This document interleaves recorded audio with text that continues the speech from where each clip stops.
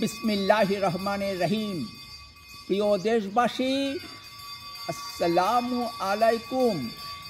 আমি সামিউল প্রধান রংপুর শহরের ডিমলার কালী মন্দিরে দাঁড়িয়ে বলছি।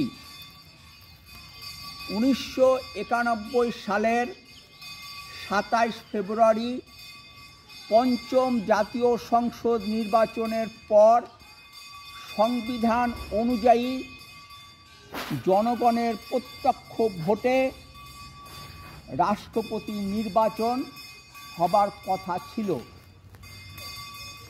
জনগণের প্রত্যক্ষ ভোটে রাষ্ট্রপতি নির্বাচনের দিকে যাওয়াটা বিএনপির জন্য ঝুঁকির ব্যাপার ছিল।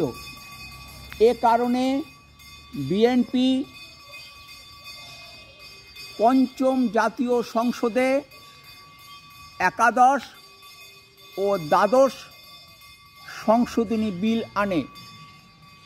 আওয়ামী লীগও সংবিধান সংশোধনী বিল আনে।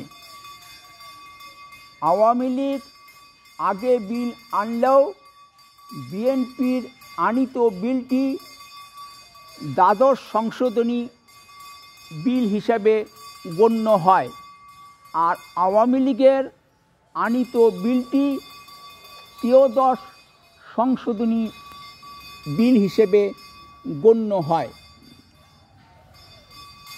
বিএনপি ও আওয়ামী লীগ একযোগে দ্বাদশ সংশোধনী বিলে ভোট দেয়, আর জাতীয় পার্টি দ্বাদশ সংশোধনী বিলে নোট অব ডিসেন্ট দেয়।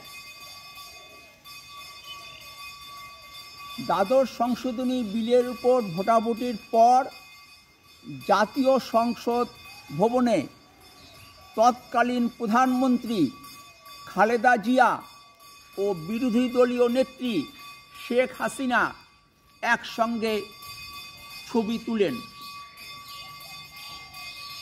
সংবিধান অনুযায়ী দ্বাদশ সংশোধনী উপর গণভোট হয়। ওই গণভোটে রংপুর, লালমনিরহাট, কুড়িগ্রাম ও গাইবান্ধায় না ভোট বেশি পড়ে।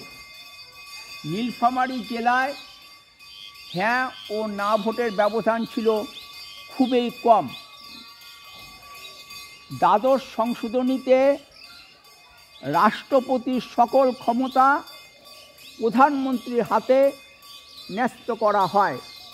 এর ফলে দ্বাদশ সংশোধনীর মাধ্যমে দেশে প্রধানমন্ত্রী শাসিত একনায়কতান্ত্রিক শাসন ব্যবস্থা চালু হয়। সংসদীয় পদ্ধতির শাসন ব্যবস্থা চালু হয়নি। ভালো থাকবেন এবং সম্ভব হলে দেশ পরিচালনার নীতি ও পদ্ধতির পরিবর্তন নিয়ে কথা বলতে রাজনীতির আড্ডাখানা বলে পরিচিত রহমতে রাব্বানা ও রুম্মানে বেড়াতে আসবেন। ফি আমানিল্লাহ। আল্লাহ হাফেজ। বাংলাদেশ জিন্দাবাদ।